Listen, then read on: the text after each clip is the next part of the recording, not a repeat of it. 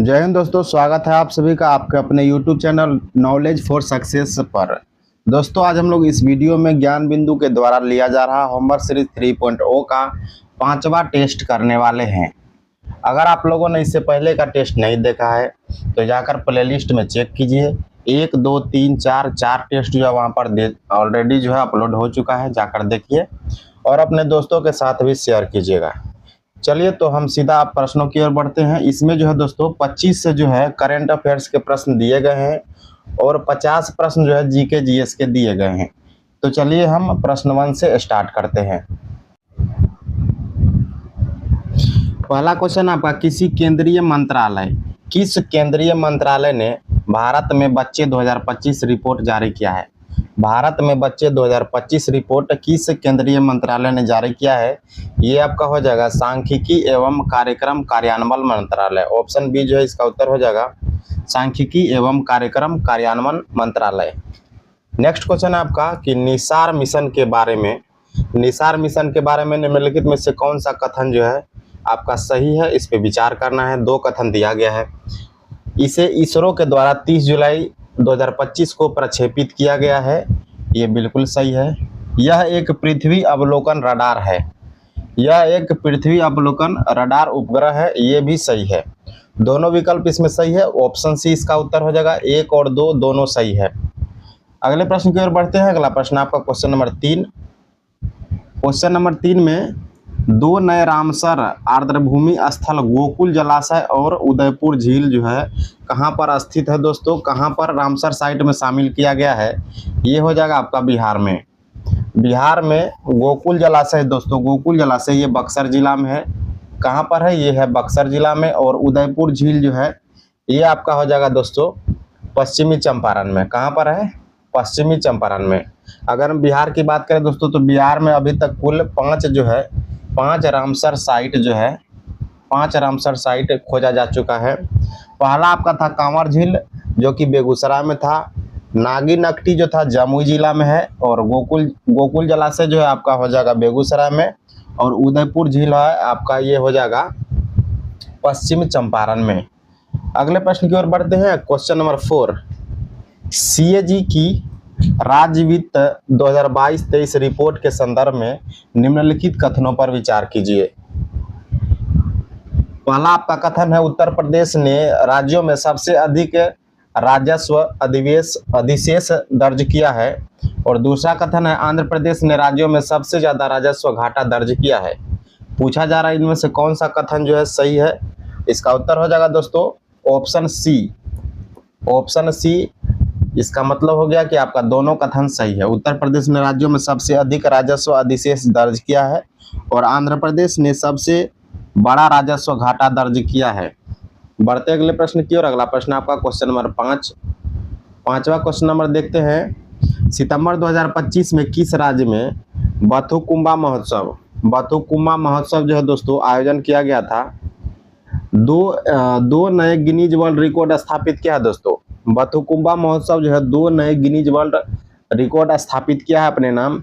पूछा जा रहा है कि यह महोत्सव कहाँ पर होता है? यह महोत्सव कहाँ पर होता है? तेलंगाना में होता है। ऑप्शन ए इसका उत्तर हो जाएगा तेलंगाना। अगला प्रश्न है क्वेश्चन नंबर 6, एशिया कप 2025 के संदर्भ में निम्नलिखित कथनों पर विचार कीजिए। पहला कथन है कि भारत ने पाकिस्तान को 5 विकेट से हराकर अपना 9वां एशिया कप जीता है। ये कथन जो है बिल्कुल सही है। अभिषेक शर्मा को प्लेयर ऑफ द टूर्नामेंट घोषित किया गया है। ये कथन भी सही है। इसका उत्तर हो जाएगा दोस्तों ऑप्शन सी। 1 और 2 दोनों सही है। अगले प्रश्न की ओर बढ़ते हैं। अगला प्रश्न है क्वेश्चन नंबर 7। हाल ही में प्रधानमंत्री नरेंद्र मोदी ने किस नेता की आत्मकथा की प्रस्तावना लिखी है दोस्तों? किस नेता की आत्मकथा की प्रस्तावना लिखी है? ये आपका हो जाएगा दोस्तों option C Giorgia Meloni Italy की राष्ट्रपति है। नरेंद्र मोदी जी ने उनकी आत्मकथा की प्रस्तावना लिखी है। आइए बढ़ते अगले प्रश्न की ओर। अगला प्रश्न आपका क्वेश्चन नंबर 8। क्वेश्चन नंबर 8 क्या कह रहा है? हाल ही में खबरों में रहे वनतारा के बारे में निम्नलिखित कथनों पर विचार कीजिए। वनतारा के बारे में 2 कथन दिया गया है। आइए पहला कथन पढ़ते हैं। यह एक पशु बचाव और पुनर्वास केंद्र है और दूसरा है कि यह महाराष्ट्र में स्थित है। 8वां प्रश्न दोस्तों इसका उत्तर हो जाएगा महाराष्ट्र में स्थित नहीं है, ये कहां पर है, गुजरात में है।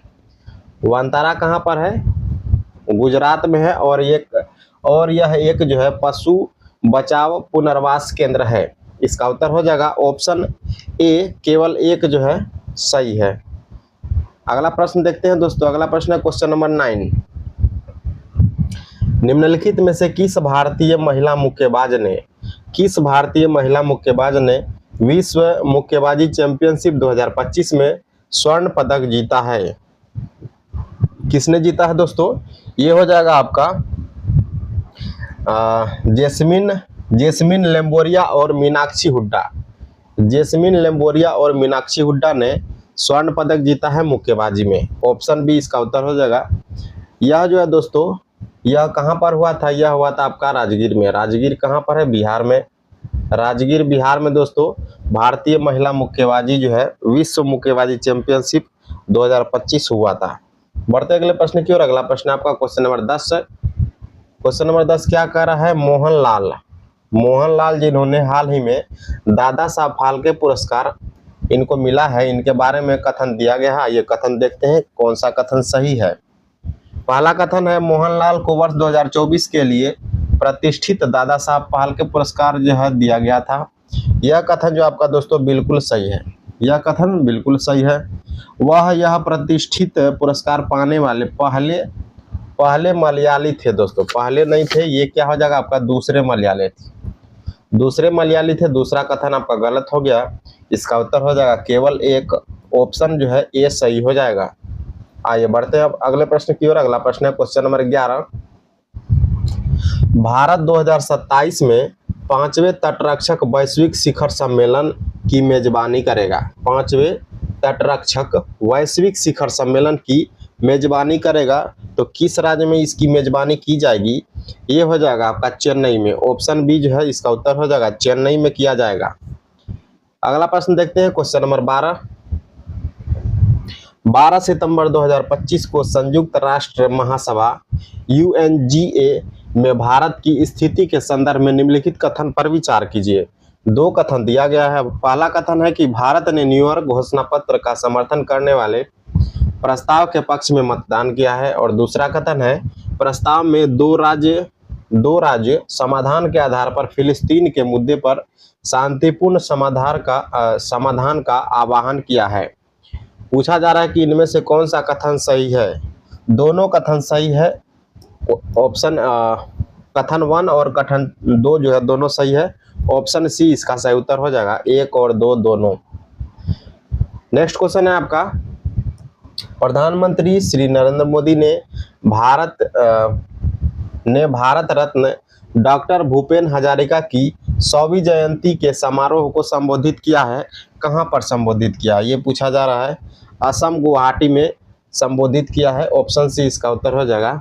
गुवाहाटी असम में संबोधित किया। भूपेन हजारिका भारत रत्न मिला है इनको, भूपेन हजारिका को। इनकी 100वीं जयंती पर नरेंद्र मोदी के द्वारा जो है समारोह संबोधित किया गया था गुवाहाटी असम में। बढ़ते हैं क्वेश्चन नंबर 14 की ओर। क्वेश्चन नंबर 14, चलिए क्वेश्चन नंबर 14 आ चुका है। देखते हैं क्वेश्चन नंबर 14 क्या कह रहा है। पुरुष एशिया कप हॉकी चैंपियनशिप 2025। पुरुष एशिया कप हॉकी चैंपियनशिप 2025 के संदर्भ में 2 कथन कहा गया है दोस्तों। भारत ने जापान को हराकर ट्रॉफी जीती है।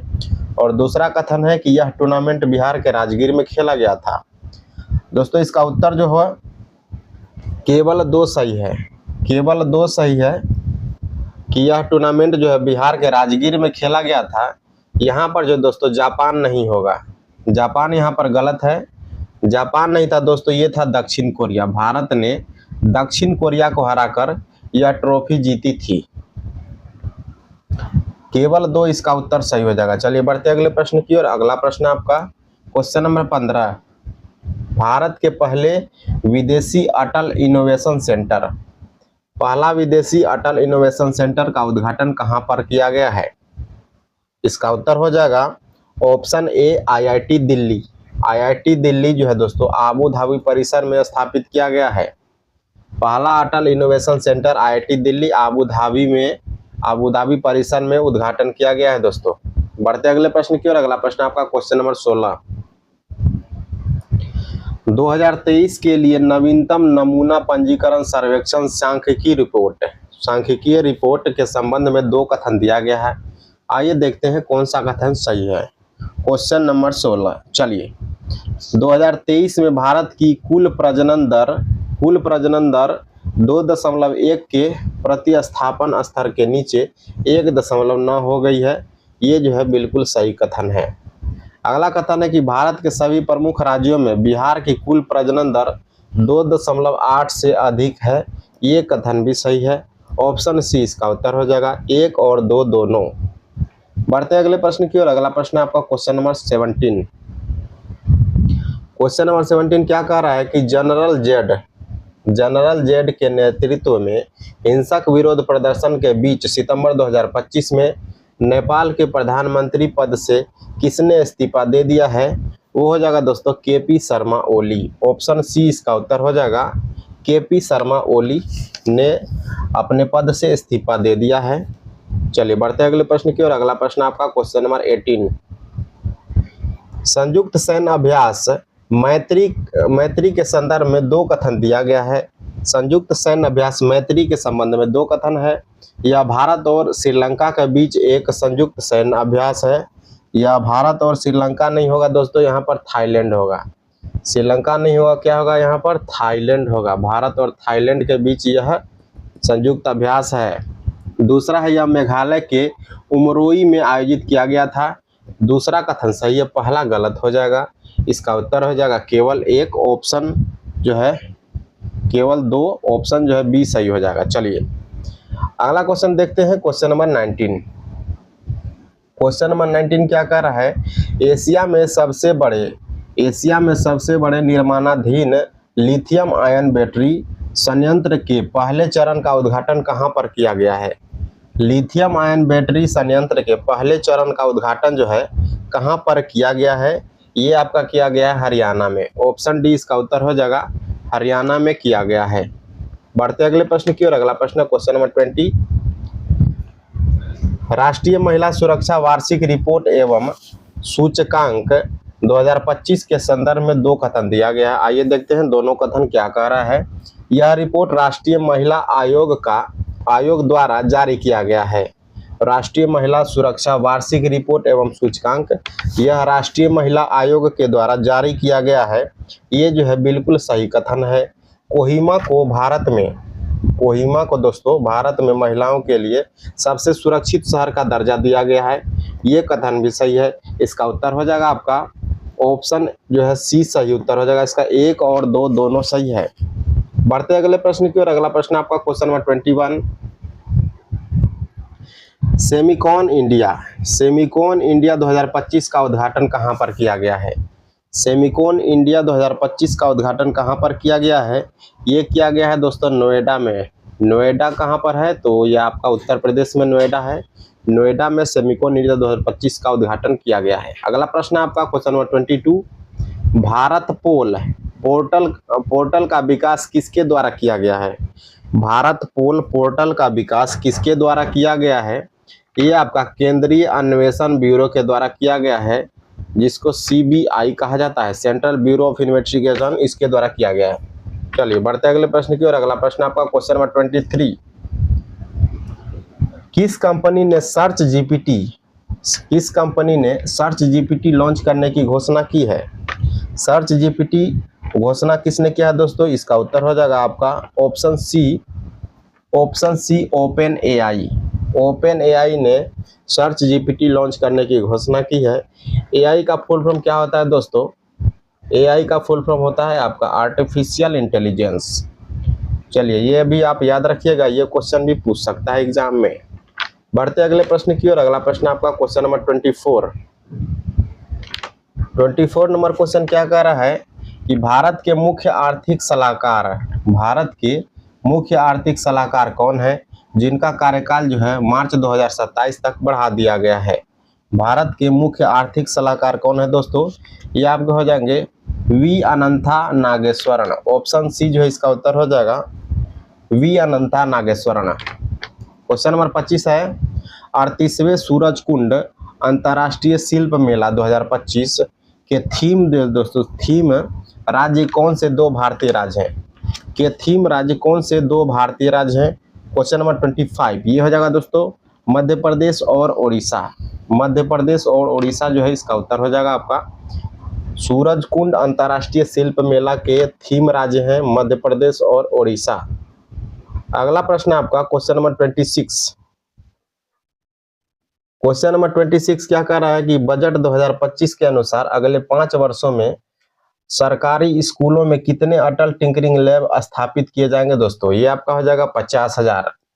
50,000 अटल टिंकरिंग लैब स्थापित किए जाएंगे सरकारी स्कूलों में। अगला प्रश्न है 27। 1 फरवरी 2025 को मुंबई में आयोजित बोर्ड के वार्षिक समारोह में बीसीसीआई के लाइफ टाइम अचीवमेंट अवार्ड से किसे सम्मानित किया गया है दोस्तों। ये सचिन तेंदुलकर को किया गया है। ऑप्शन सी जो है इसका सही उत्तर हो जाएगा। अगला प्रश्न है 28 नंबर क्वेश्चन है जम्मू और कश्मीर के रियासी जिले में स्थित उधमपुर श्रीनगर और बारामुल्ला रेल लिंक जो है आपका परियोजना का हिस्सा भारत के पहले केबल स्टेट रेल पुल का नाम क्या है दोस्तों। इसका नाम क्या है, अंजनी खाद पुल। इसका उत्तर हो जाएगा ऑप्शन ए, अंजनी खाद पुल इसका नाम है। अगला प्रश्न क्वेश्चन नंबर 29। निम्नलिखित में से किसे 2025 में मेजर ध्यानचंद खेल रत्न पुरस्कार से सम्मानित किया गया है। ये हो जाएगा दोस्तों हरमनप्रीत सिंह। ऑप्शन बी इसका उत्तर हो जाएगा हरमनप्रीत सिंह। नेक्स्ट क्वेश्चन है क्वेश्चन नंबर 30। इनमें से कौन सा खोजकर्ता जो है भारत आना चाहता था किंतु इसके बजाय वो जो है अमेरिका के तट पर पहुंच गया था। ये आपका कौन हो जाएगा दोस्तों, ये हो जाएगा आपका क्रिस्टोफर कोलंबस। ऑप्शन सी इसका उत्तर हो जाएगा क्रिस्टोफर कोलंबस। क्रिस्टोफर कोलंबस कहाँ का था दोस्तों, ये आपका इटली का रहने वाला था। इटली का रहने वाला था क्रिस्टोफर कोलंबस। अगला प्रश्न है क्वेश्चन नंबर 31। कौन से पुर्तगाली नेता ने ब्लू स्टार पॉलिसी जिसको नीला जल योजना भी कहा जाता है, यह जो है किसने शुरू किया था। ये फ्रांसिस्को डी अल्मेडा ने शुरू किया था। ऑप्शन ए जो है बिल्कुल सही उत्तर हो जाएगा इसका, फ्रांसिस्को डी अल्मेडा ने शुरू किया था। अगले प्रश्न की ओर बढ़ते हैं क्वेश्चन नंबर 32।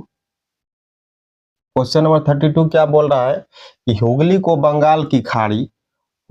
बंगाल की खाड़ी में समुद्री लूटपाट के लिए किसने अपना अड्डा बनाया था। तो ये पुर्तगालियों ने बनाया था। ऑप्शन जो है बी इसका सही उत्तर हो जाएगा, पुर्तगालियों ने बनाया था। अगला प्रश्न है कि पुर्तगालियों द्वारा अंग्रेजों को बंबई सौंपे जाने का अवसर क्या था दोस्तों। ये था आपका पुर्तगाली राजकुमारी जो आपका कैथरीन से चार्ल्स द्वितीय का विवाह हुआ था, जिस कारण से जो है बंबई इनको दहेज के रूप में सौंपा गया था। इसका उत्तर हो जाएगा ऑप्शन ए। बढ़ते हैं अगले प्रश्न की ओर। अगला प्रश्न आपका क्वेश्चन नंबर 34 में है दोस्तों कि पांडिचेरी जो कि वर्तमान में पुदुचेरी है के संदर्भ में विचार कीजिए। 3 कथन दिया गया है, आइए तीनों कथन को पढ़ते हैं। पांडिचेरी पर कब्जा करने वाली यूरोपीय जो शक्ति थी वो पुर्तगाली थी। दूसरा है आपका कि पांडिचेरी पर कब्जा करने वाली दूसरी यूरोपीय शक्ति फ्रांसीसी थी और अंग्रेजों ने कभी पांडिचेरी पर कब्जा ही नहीं किया था। पूछा जा रहा है कि कौन सा जो है आपका सही विकल्प, सही कथन कौन सा है। क्वेश्चन नंबर 34 ये हो जाएगा आपका केवल एक सही है दोस्तों, केवल एक सही है, बाकी दोनों गलत हो जाएंगे आपका। कि पांडिचेरी पर कब्जा करने वाली पहली यूरोपीय शक्ति कौन थी, वो थी पुर्तगाली। बढ़ते हैं अगले प्रश्न की ओर। अगला प्रश्न आपका क्वेश्चन नंबर 35। डच लोगों द्वारा भारत में व्यापार के लिए किस बंदरगाह का उपयोग किया गया था। डच लोगों द्वारा भारत में व्यापार के लिए किस बंदरगाह का उपयोग किया गया था। आपका उत्तर हो जाएगा दोस्तों मसूलीपट्टनम, पुलिकट और अगला जो है अगला आपका हो जाएगा दोस्तों नागपट्टनम। अगला क्या हो जाएगा, नागपट्टनम हो जाएगा। इनमें से सभी ऑप्शन डी जो है ऑप्शन डी इसका उत्तर हो जाएगा, इनमें से सभी। चलिए क्वेश्चन नंबर 36 देखते हैं दोस्तों। निम्नलिखित ब्रिटिश कंपनियों में से किसे भारत में व्यापार करने का पहला अधिकार जो है अधिकार पत्र प्राप्त हुआ था? किस ब्रिटिश कंपनी को भारत में व्यापार करने के लिए अधिकार पत्र प्राप्त हुआ था? ये हो जाएगा दोस्तों लीवेंट कंपनी। ऑप्शन बी इसका उत्तर हो जाएगा। लीवेंट कंपनी को सबसे पहले जो है भारत में व्यापार करने के लिए अधिकार प्राप्त हुआ था। आइए बढ़ते अगले प्रश्न की ओर। Question number 37।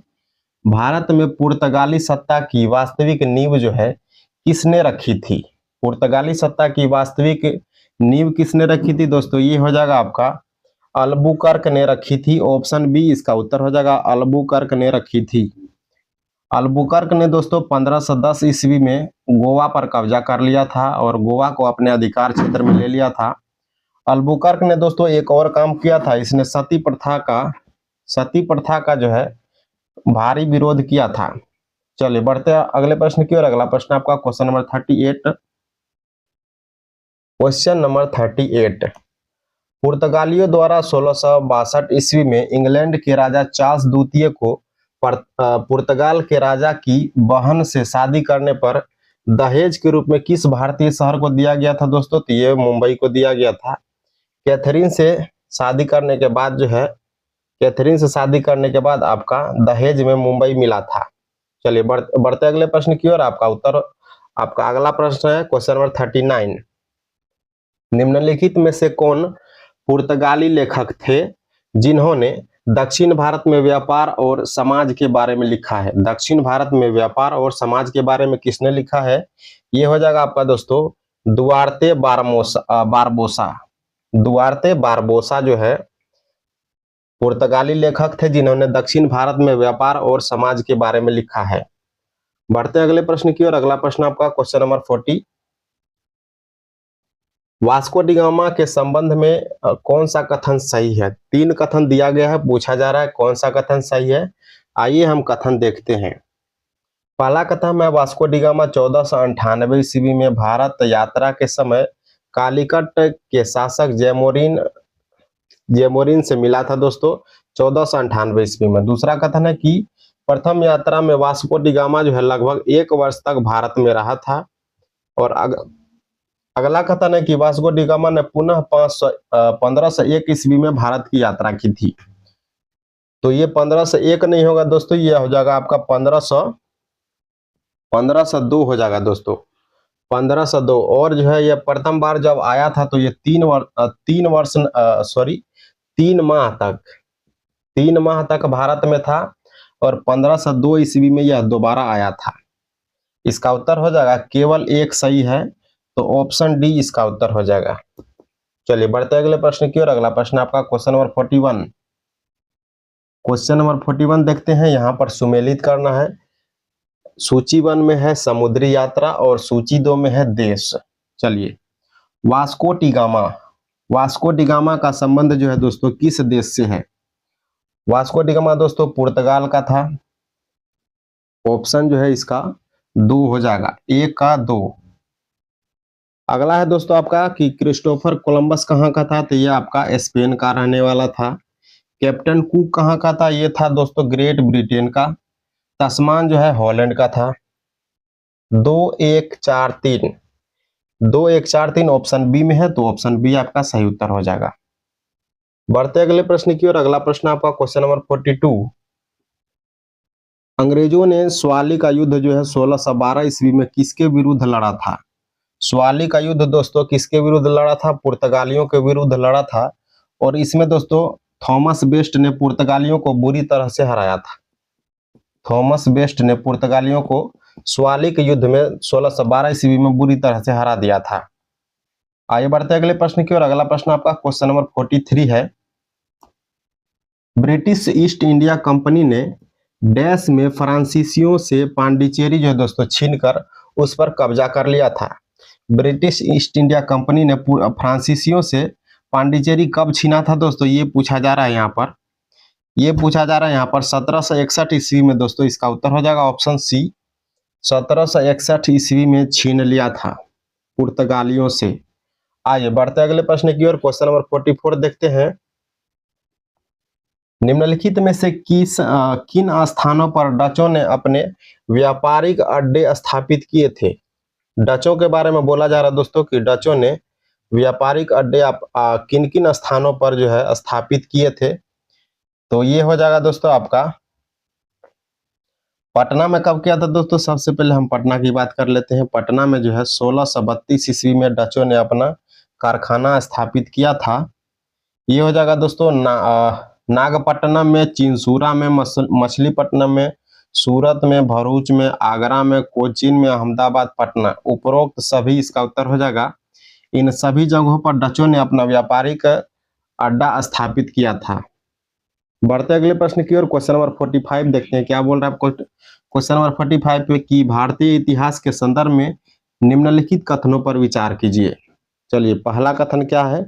पहला कथन है दोस्तों कि डच लोगों ने पूर्वी तटीय क्षेत्रों में गजपति शासकों द्वारा प्रदान की गई जमीन पर अपनी फैक्ट्री और गोदाम स्थापित किया था। यह कथन आपका बिल्कुल सही है।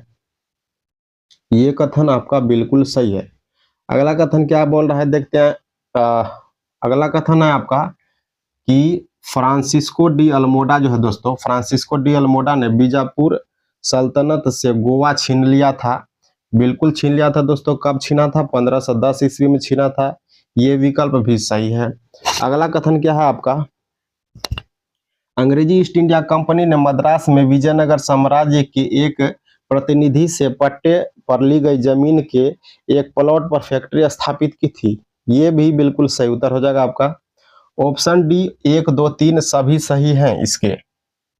चलिए बढ़ते हैं अगले प्रश्न की ओर। क्वेश्चन नंबर 46 है। महारानी एलिजाबेथ प्रथम द्वारा हस्ताक्षरित एक चार्टर के प्राध्यम से ईस्ट इंडिया कंपनी का गठन जो है कब किया गया था? आप लोगों को पता होगा कि ईस्ट इंडिया कंपनी का गठन जो है 1600 ईस्वी में किया गया था। ऑप्शन सी इसका सही उत्तर हो जाएगा। उस समय महारानी वहां की कौन थी? इंग्लैंड की एलिजाबेथ प्रथम थी। बढ़ते हैं अगले प्रश्न की ओर। Question number 47। 1600 ईस्वी में भारत में व्यापार चौकियों की स्थापना करने के लिए डैश ने ईस्ट इंडिया कंपनी को अधिकार दिया था। किसने दिया था दोस्तों अधिकार? ये हो जाएगा आपका महारानी एलिजाबेथ प्रथम ने। जब 1600 ईस्वी की बात की जाएगी तो महारानी एलिजाबेथ का नाम दोस्तों आप लोगों को याद रखना है। 1600 ईस्वी में एलिजाबेथ ही वहां की महारानी थी। चलिए बढ़ते अगले प्रश्न की ओर। क्वेश्चन नंबर 48 है। ईस्ट इंडिया कंपनी को 21 दिसंबर डैश को एलिजाबेथ प्रथम द्वारा अंग्रेजों रॉयल चार्टर दिया गया था दोस्तों। ये कब हो जाएगा? 1600 ईस्वी हो जाएगा। ऑप्शन बी 1600 ईस्वी जो है इसका सही उत्तर हो जाएगा। अगला प्रश्न है। डैश को प्रारंभिक तौर पर ईस्ट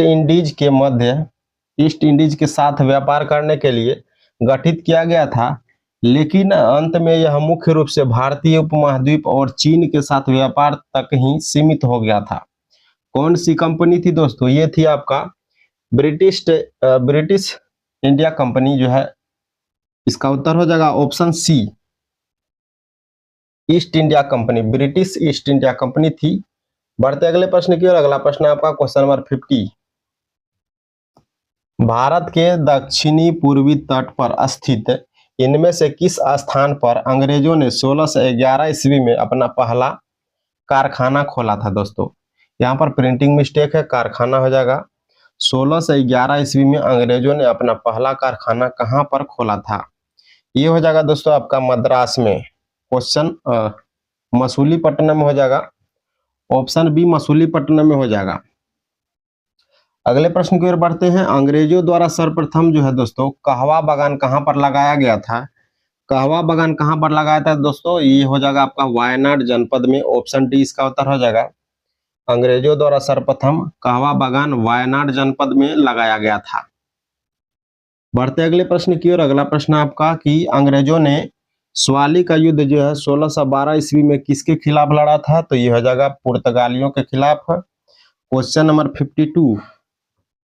क्वेश्चन नंबर 52 ये हो जाएगा दोस्तों पुर्तगालियों के खिलाफ।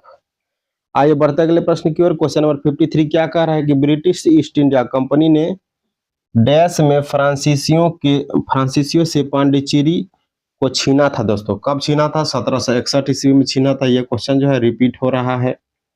आइए बढ़ते अगले प्रश्न की ओर। अगला प्रश्न आपका क्वेश्चन नंबर 54। अंग्रेजों ने भारत में क्षेत्रों को प्रांतों में विभाजित किया था। बंगाल, बॉम्बे और मद्रास, जिन्हें कहा जाता था, इसे दोस्तों प्रेसिडेंसी कहा जाता था। ऑप्शन ए जो है इसका सही उत्तर हो जाएगा, प्रेसिडेंसी। अगला क्वेश्चन है 55। किस मुगल सम्राट के काल में ईस्ट इंडिया कंपनी ने भारत में अपना सर्वप्रथम कारखाना स्थापित किया था?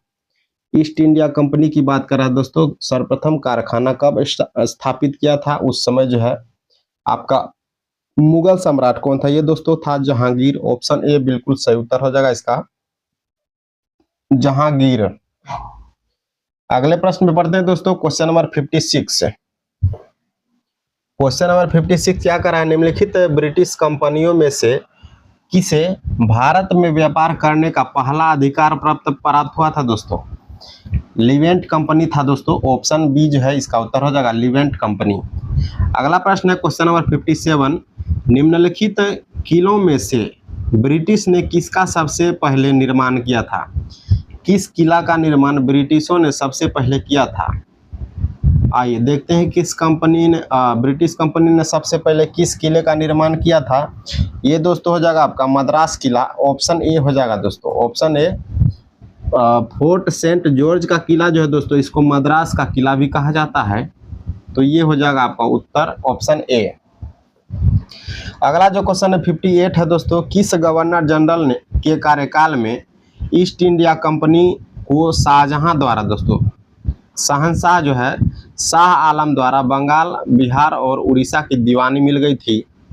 बंगाल, बिहार और उड़ीसा की दीवानी दोस्तों मिल गई थी लॉर्ड क्लाइव। ऑप्शन बी इसका उत्तर हो जाएगा दोस्तों, लॉर्ड क्लाइव के समय में। बढ़ते अगले प्रश्न की ओर। Question number 59। East India Company को सबसे पहले किसने सामान्य सीमा शुल्क के बदले में जो है आपका 3000 सालाना अदा करने की जो है छूट दी थी? 3000 आपका हो जाएगा उत्तर दोस्तों, राजकुमार शुजा ने। ऑप्शन जो है ए उत्तर हो जाएगा इसका, राजकुमार शुजा ने 3000 सालाना अदा करने की छूट दी थी। व्यापारिक छूट की बात करता है दोस्तों, तो यहाँ पर फर्रुखसियर हो जाता। सबसे पहले व्यापारिक छूट किसने दिया था? वो आपका फर्रुखसियर हो जाता। चलिए बढ़ते अगले प्रश्न की ओर। अगला प्रश्न आपका क्वेश्चन नंबर 60। क्वेश्चन नंबर 60 क्या कर रहा है दोस्तों? निम्नलिखित में से किसे भारत में फ्रांसीसी कंपनी का संस्थापक माना जाता है? भारत में फ्रांसीसी कंपनी का संस्थापक किसे माना जाता है दोस्तों? ये आपका हो जाएगा कोलबर्ट। ऑप्शन सी जो है इसका उत्तर हो जाएगा, कोलबर्ट। कोलबर्ट दोस्तों सेनापति था लुई 14वां। लुई 14वां फ्रांस के राजा थे दोस्तों, लुई 14वां। उन्हीं का जो है दोस्तों सेनापति था कोलबर्ट। इन्हें भारत में जो है संस्थापक माना जाता है। पढ़ते अगले प्रश्न की ओर। क्वेश्चन नंबर 61 है। फ्रांसीसी ईस्ट इंडिया कंपनी स्थापित हुई थी दोस्तों, कब स्थापित हुई थी? लुई 14वां के शासनकाल में। अभी हम लोगों ने देखा कि लुई 14वें के शासनकाल में जो कोलबर्ट आया था, तो इसका उत्तर हो जाएगा ऑप्शन बी। बढ़ते अगले प्रश्न की ओर। क्वेश्चन नंबर 62 क्या कर रहा है ये देखते हैं। 62 है, नीचे दिए गए यूरोपियन युद्धों में से किसने भारतवर्ष में एक प्रथम कर्नाटक युद्ध भड़का दिया था दोस्तों? भारत में प्रथम कर्नाटक युद्ध जो है किसने भड़का दिया था? ये हो जाएगा आपका ऑस्ट्रिया का उत्तराधिकार का युद्ध है। ऑस्ट्रिया का उत्तराधिकार का युद्ध, ऑप्शन ए इसका उत्तर हो जाएगा। अगला प्रश्न है आपका क्वेश्चन नंबर 63 दोस्तों क्या कर रहा है कि प्रथम कर्नाटक युद्ध के संदर्भ में निम्नलिखित कथनों पर विचार कीजिए। प्रथम कर्नाटक युद्ध के संदर्भ में 4 कथन दिए गए हैं। आइए देखते हैं कौन सा कथन इसमें से सही है और कौन सा गलत है। चलिए बढ़ते हैं अगले आपके कथन की ओर। यह जो है 1746 में प्रारंभ हुआ था और 1778 में समाप्त हुआ था। प्रथम कर्नाटक युद्ध की बात कर रहा है दोस्तों, तो यहाँ पर ये पहला विकल्प आपका सही हो जाएगा। दूसरा कह रहा है दोस्तों, कर्नाटक के नवाब थे अनवरुद्दीन ने इस युद्ध में अंग्रेजों की ओर से दखल अंदाजी की थी। ये भी सही हो जाएगा। चांदा साहब जो से दोस्तों, चांदा साहब को बंदी बनाकर उन्हें फांसी दे दी गई थी, ये गलत है दोस्तों। चौथा जो है आपका, युद्ध के उपरांत फ्रांसीसियों द्वारा मद्रास अंग्रेजों को वापस कर दिया गया था, ये भी सही हो जाएगा। ऑप्शन सी इसका जो है सही उत्तर हो जाएगा। 1, 2 और 4 कथन सही हैं।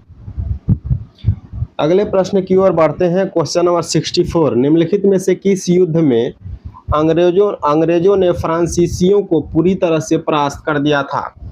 अंग्रेजों ने फ्रांसीसियों को पूरी तरह से परास्त कर दिया था। इसका उत्तर हो जाएगा दोस्तों वांडीवास का युद्ध, जो कि 1760 ईस्वी में लड़ा गया था। वांडीवास का युद्ध 1760 ईस्वी में लड़ा गया था, जिसमें अंग्रेजों ने फ्रांसीसियों को बुरी तरह से पराजित किया था। अगला प्रश्न है क्वेश्चन नंबर 65, निम्नांकित युद्धों में से किस एक ने भारत में फ्रेंच के भाग्य का निर्णय कर दिया था? भारत में फ्रेंच के भाग्य का निर्णय कर दिया था, ये था दोस्तों आपका वांडीवास का युद्ध। ऑप्शन डी इसका उत्तर हो जाएगा। यह कब हुआ था? 1760 ईस्वी में हुआ था।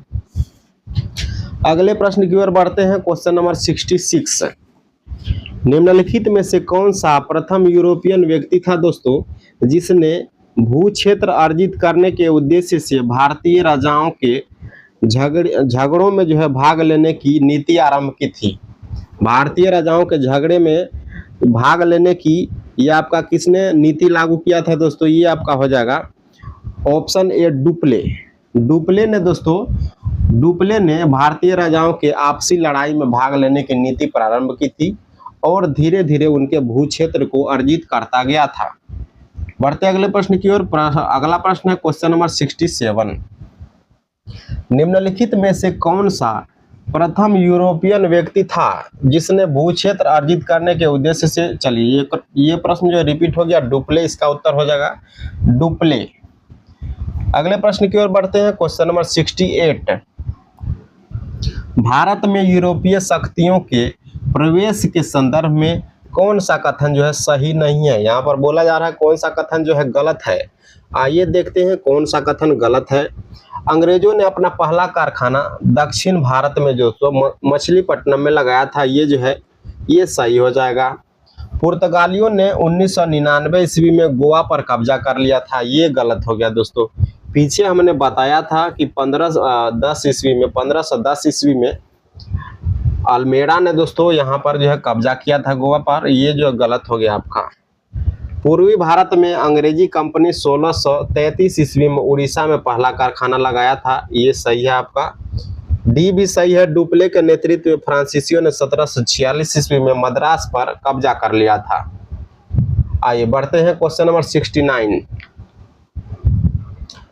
69 प्रश्न आ गए हैं दोस्तों। चलिए, निम्नलिखित कथनों में से कौन सा एक सही है?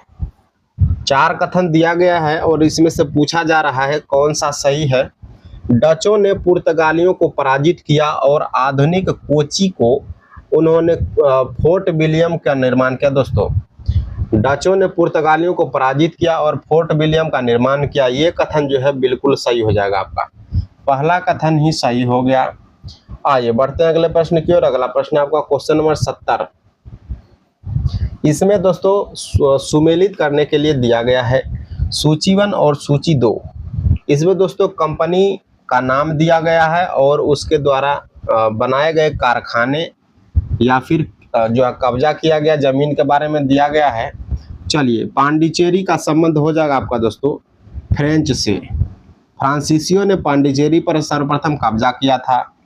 गोवा की बात करेंगे दोस्तों तो पुर्तगालियों ने कब्जा किया था। ट्रावनकोर की बात करेंगे तो डेनिस ने कब्जा किया था और मद्रास की बात करेंगे तो डचों ने कब्जा किया था। इसका जो उत्तर हो जाएगा दोस्तों 2, 3, 4, 1। 2, 3, 4, 1 ऑप्शन बी में है, तो ऑप्शन बी इसका उत्तर हो जाएगा। आइए बढ़ते हैं अगले प्रश्न की ओर। अगला प्रश्न है क्वेश्चन नंबर 71। कौन सा युग में जो है सही सुमेलित है? आइए देखते हैं कौन सा युग में सही सुमेलित है। वांडीवास का युद्ध है फ्रांसीसी विरुद्ध ईस्ट इंडिया कंपनी। चलिए, पहला विकल्प जो है सही हो गया कि फ्रांसीसी और ईस्ट इंडिया कंपनी के बीच वांडीवास का युद्ध हुआ था। कब हुआ था? 1760 ईस्वी में। आइए बढ़ते हैं अगले प्रश्न की ओर। अगला प्रश्न आपका क्वेश्चन नंबर 72। क्वेश्चन नंबर 72 क्या कह रहा है दोस्तों, इसमें भी सूची 1 और सूची 2 में सुमेलित करना है। प्रथम कर्नाटक युद्ध है, प्रथम कर्नाटक युद्ध हो जाएगा दोस्तों एलासापा की संधि, एलासापा की संधि से प्रथम कर्नाटक युद्ध जो है समाप्त हुआ था। उसके बाद दोस्तों तृतीय कर्नाटक युद्ध, ये पेरिस की संधि से समाप्त हुआ था। द्वितीय कर्नाटक युद्ध जो है दोस्तों ये आपका हो जाएगा अनिर्णय रहा था दोस्तों, द्वितीय कर्नाटक युद्ध जो है इसका कोई निर्णय नहीं हुआ था, बीच में ही यह युद्ध रोक दिया गया था। प्रथम मैसूर युद्ध जो तो इसमें ब्रिटिश की हार हुई थी, और मैसूर युद्ध में दोस्तों प्रथम मैसूर युद्ध में हैदर अली की विजयी हुए थे। हैदर अली कौन थे दोस्तों,